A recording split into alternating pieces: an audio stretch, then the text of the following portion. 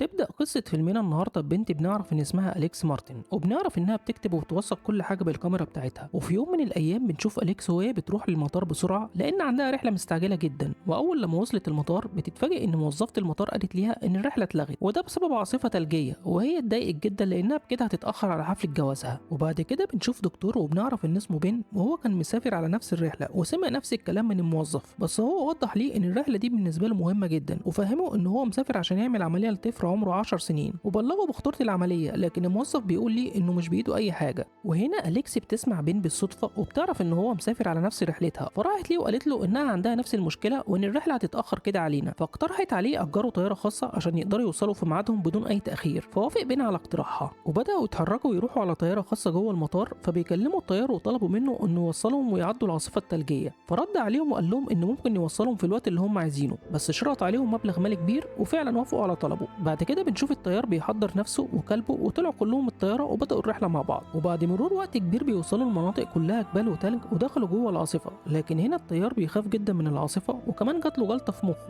في الوقت اللي هو بيطير فيه، وفجأة فقد السيطرة على الطيارة. وهنا الدكتور بين بيتدخل ويحاول يعالج الطيار لكن بدون أي فايدة. وفجأة الطيارة بتتحطم بشكل مفاجئ وبيقع جزء كبير منها، وفي الآخر وقعت الطيارة على جبل تلج. وهنا فقدوا الوعي كلهم، وبعد فترة قصيرة بيفوق منه وبيشوف الكارثة اللي حصلت ليهم، وراح لأليكس عشان يطمن عليها فلقاها عايشة. بعد كده بيروح للطيار واكتشف إنه مات بس الكلب بتاعه كان لسه عايش. وهنا بين بياخد نفسه وولع نار وبعدها نام من كتر التعب. وفي اليوم التاني بيصحى بين من النوم وبيخرج من الطيارة وبيدور على أي وسيلة مساعدة، بس هو ما كانش شايف إلا التلج والجبال حواليه، فبيتضايق جدا وفقد الأمل إن ممكن حد يجي ويساعدهم. ورجع مرة تانية لطيارة عشان يساعد أليكس، بس لقاها مجروحة في رجليها وبدأ يعالجها. وأول لما خلص راح للطيار وخد الحاجات بتاعته وتخلص من جثته ودفنها في تلج. وبعد فترة بتفوق أليكس وبتحاول تفهم إيه اللي حصل. وهنا بين كان بيساعدها وبيسقيها مية وبيديها كمان الأدوية عشان تستريح شوية، وده عشان ترجع ليها صحتها مرة تاني. وفضل يحكي لها عن المكان اللي هم وقعوا فيه، وعرفها إن الطيار مات قبل ما الطيارة تقع. وفي اليوم اللي بعديه بتاخد بالها أليكس وتشوف إن رجليها مجروحة، وكانت بتحاول تتحرك بس كان في صعوبة في الحركة عندها بسبب الألم. في الوقت ده بين كان قريب من جسم الطيارة، وفجأة بيشوف طيارة فوق منه وفرح جدا ورجع ليه الأمل إن ممكن حد ينقذهم من المكان ده. وهنا شاف أليكس بتتحرك وواقفة قصاد جسم الطيارة وطلب منها مسدس الصوت. وأول لما خده وبدأ يضرب اتفاجئ إن المسدس فاضي ومفهوش طلق. ورجع بين مرة تاني وحط الطلق وضرب بيه، بس للأسف بتكون الطيارة بعدت عن المكان اللي هم فيه وبكده تكون عدتهم. وفي اليوم التاني كان الياس يسيطر على أليكس، بس قررت إنها تخرج من الطيارة وتدور على أي وسيلة عشان تساعدهم يخرجوا من المكان ده، لأن أكلهم كان ابتدى يخلص. بس بين بيرفض، وده علشان وضعها الصحي وكمان عشان ما يبقاش فيه مجازفة منها. لكن في الآخر حس إن أليكس مصممة، وفهم إن هم لو فضلوا في نفس المكان ده مش هيلاقوا أي حد يساعدهم. وطلب منها إنها ما تتحركش من مكانها عقبال ما هو يروح ويشوف الطريق أمان ولا لأ، ويدور كمان على ناس عشان يساعدوهم. وهنا أليكس بتسلم بين كاميرا عشان يستخدمها وهو بيكتشف الطريق. وفعلا بدأ يتحرك بين ويروح في اتجاه الجبال، لكن ما بيلاقيش أي حاجة ولا أي وسيلة مساعدة. فقرر إن هو يرجع تاني لأليكس، لكن وهو راجع فجأة بتتزحلق رجله وكان خلاص هيقع وهيموت. لكن في اللحظة الأخيرة بيصطدم بحجر وقدر إن هو ينقذ نفسه. في اللحظة دي كانت أليكس مستنية بين، لكن اتفاجئت لما شافت كلب الطيار بقى متنرفز وبدأ يصيح بجنون. وهنا أليكس بتسمع صوت جاي في اتجاهها، فبتبص من شباك الطيارة واتفاجئت إن في حيوان مفترس جاي ناحيتها. وبدأت أليكس تهدي الكلب، لكن الكلب بيجري ناحية الحيوان ويهاجمه، وهي ما كانتش قادرة إنها تتحرك رغم محاولتها. وفي الآخر الحيوان بيسيطر على الكلب ويسيبه. وفجأة بيدخل الحيوان جسم الطيارة عشان يهاجم أليكس، بس هي ضربته بالمسدس وخلته يهرب من الطيارة وبيموت الحيوان في الحال. وبنشوف بن اللي سمع صوت المسدس وجري بسرعة ناحية الطيارة عشان يطمن على أليكس. وأول لما وصل شاف أليكس واخدة الكلب عندها وكان الكلب مصاب. وبعدها حكت ليه على كل اللي حصل وطمنته على نفسها وإنها بخير وما فيهاش أي حاجة، وطلبت من بن إنه يعالج الكلب. وأول لما خلص بن من علاج الكلب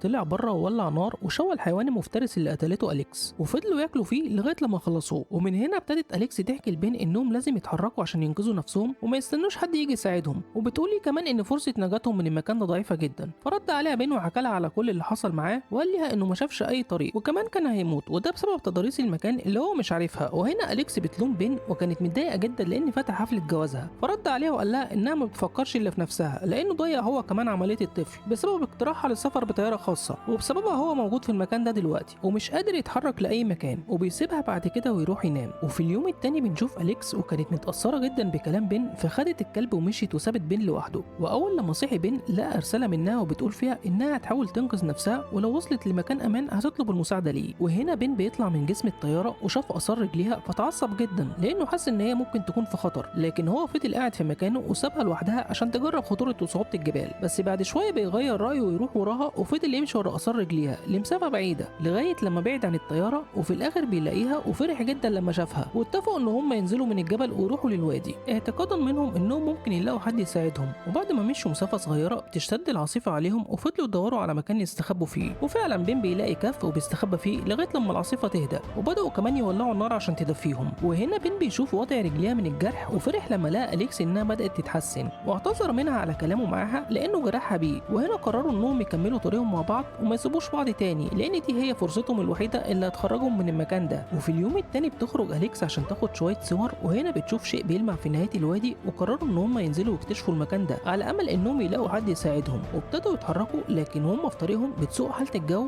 وبتشتد البروده عليهم، واضطروا ان هم يكملوا مشي لغايه لما يوصلوا، واتفاجئوا ان في نهايه طريقهم في شلال، فجالهم احباط وكانوا بيتكلموا مع بعض ويشوفوا اذا كانوا هيكملوا او يرجعوا لجسم الطياره. وفي النهايه قرروا انهم يكملوا في طريقهم. وهنا بنشوف الاحوال الجويه بتسوء اكتر من الاول، وفي الاخر بيستقروا جوه شجره، وبعدها بيولعوا النار ويرتاحوا لغايه لما تخلص العاصفه. واول لما انتهت العاصفه بيكملوا طريقهم عشان يدوروا على اي حد يساعدهم. في اللحظه دي بين بيطلب من اليكس تاخد له صوره تذكاريه في المكان ده، لكن اليكس بترفض، وكان بين مستغرب من رده فعلها. وهنا اليكس بتعترف ليه انها كانت عايشه في قريه وهي اتعرفت على صديقه ليها، ومع مرور الوقت بقوا اصحاب جدا. بعد كده بيحصل انفجار في القريه وبتتضرر صديقتها باضرار كبيره، واليكس بدل ما تتصل بالاسعاف عشان يجوا يلحقوها جابت الكاميرا بتاعتها وفضلت تصور وتوثق عشان تعمل سبق وتنقل الخبر. لكن للاسف صديقتها بتموت قصادها، وهي اتاثرت جدا وندمت وقررت كمان ان هي ما تصورش تاني. عشان كده اليكس اعتذرت لبين، وهنا بين بيفهم موقفها وقبل اعتذارها. بعد كده بياخدها بين ويكملوا نزول في اتجاه الوادي. وبعد مرور ايام ابتدت اليكس تفقد الامل، وطلبت من بين انه يسيبها ترتاح شويه على جذع شجره، وفعلا بين بيسيبها عشان تستريح شويه. وهنا بين بيسمع صوت نباح الكلب وبيروح ليه على طول عشان يشوف ايه اللي حصل. ولما وصل شاف كوخ في الوادي وفرح جدا، وبسرعه بيروح عشان يشوفه. وفي اللحظه دي اليكس بتقرر انها تلحق بين وتشوف ايه اللي لقاه، وبتتحرك بسرعه عشان توصل له، لكن اكتشفت انها واقفه على بحيره متجمده، وفجاه انكسر الجليد وبتقع في نص البحيره وبدات تصرخ. ولحسن حظها بين سمع صوتها وراح بسرعه عليها وطلعها من الميه، وهي كانت مغمى عليها. بعد كده بياخدها للكوخ، واول لما وصل حاول انه يدفيها ويولع عليها النار ويخليها ترتاح شويه. وهنا قرر بين انه يكتشف الكوخ ويشوف ايه اللي فيه، فلقى ان هو متهالك وقديم، وبدا يصلح السقف بتاع الكوخ. واول لما صلحه لقى اكل وعلاج لسم التعابين، وهنا بين بيفلتر العلاج واستخلص منه الاملاح اللي بتكون مفيده للجسم. بعد كده بيحقنها الاليكس عشان يخفف من الجفاف عندها، وطول الفتره دي كان قاعد معاها ومستني النتيجه. وبعد وقت بسيط بتفوق اليكس من الغيبوبه، وهنا بين بيفرح جدا وفضل يحكي معاها على كل اللي حصل. وبنشوف اليكس بتشكر بين على كل حاجه قدمها ليها من مساعده، بس اليكس كانت قلقانه لان كميه الاكل ابتدت تقل عندهم، لكن بين طمنها انهم اكيد هيلاقوا حل. وبعد مرور فتره كبيره على وجودهم في الجبال الجليديه فهموا انهم مفيش حد عرف مكانهم، لان الطيار اول لما طلع بيهم ما قالش اي تفاصيل المطار عن رحلتهم. وفي الحاله دي مفيش حد هيدور عليهم لان مكانهم مهجور، وان رحلتهم كمان مفيش حد يعرف عنها حاجه. بس بين بيوعدها انه هيلاقي حل عشان يطلعوا من المكان ده. وفي اليوم التاني كان بين بره كوخ وكان بيكسر الخشب عشان يولع فيه النار وتدفيهم. وهنا بيشوف ارنب في وسط الاشجار، فجري هو والكلب وراه عشان يصطادوه، لكن الارنب بيجري منهم وما بيلحقوش يصطادوه، فتعصب جدا ورجع مره تاني للكوخ. واول لما رجع شاف اليكس بتفتش في حاجته وبتسمع تسجيل صوتي لزوجته، بس اتضايق من تصرفها لانها بتتدخل في خصوصياته. لكن اليكس ردت عليه ان هو يعرف كل حاجه عنها، وهي كان عندها فضول تعرف اي حاجه عن حياته، وكانت عايزه تعرف شويه تفاصيل عن موضوع زوجته. وبعد فتره بسيطه بيهدى بين وبيخليها تكمل بقيه التسجيل. واليكس اكتشفت ان زوجته سابته لانها كانت مريضه بمرض نادر، وهي بعدت عنه قبل ما تموت، وعرفت ان زوجته ماتت من سنتين. وهنا اليكس بتتضايق وبتعتذر لبين على اللي حصل وفضلت تدعمه. وفي اليوم التاني اليكس طلبت من بين انه يسيبها لانها حست انها حمل عليه، وده عشان ظروف مرضها اللي هي بتمر بيه. وطلبت منه يروح لوحده ويحاول انه ينقذ نفسه، وكانت متاكده انه هيقدر يوصل. وفعلا بينفذ كلامها وبيسيبها ويروح، لكن بعد فتره صغيره من تحركه ما قدرش ان هو يكمل ورجع ليها وخدها معاه. وهنا بداوا رحلتهم مع بعض، بس بتشتد عليهم العاصفه واليكس بتقع من كتر التعب، فقرر بين انه يسحبها طول الرحله ويكملوا طريقهم. وفضل يمشي مسافه كبيره وهو بيسحبها لغايه لما حس بالتعب، فقرر انه يرتاح شويه وينام. وفجاه الكلب بيوصل وفضل ينبح ويسحب في بين، وكان بين بيقوم بصعوبه لانه كان واضح عليه التعب والارهاق. وهنا بين بيلاحظ اشارات الكلب وبيتفاجئ بوجود قريه قريبه منهم، ورجع بسرعه لاليكس وخدها معاه وابتدوا يتحركوا في اتجاه القريه. وبيلاحظ بين ان الكلب حركته بطيئه وكان بعيد عنهم، فساب اليكس تقعد وراح عشان يجيب الكلب ويرجع لها تاني. لكن فجاه وهو راجع بيدوس على فخ في الارض وبيقفل على رجله،